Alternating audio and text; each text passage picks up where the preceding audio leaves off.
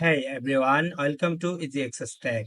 In this short tutorial, I show you how to log out a Gmail or Google account from a device with another device.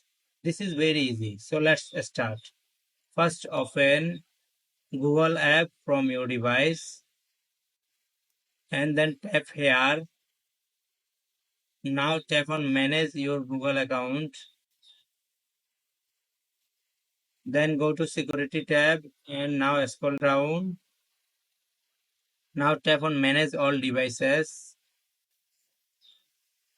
Here you can see how many devices you are logged in. Now we log out from this device. Now tap here and then tap on sign out. Pop up a warning.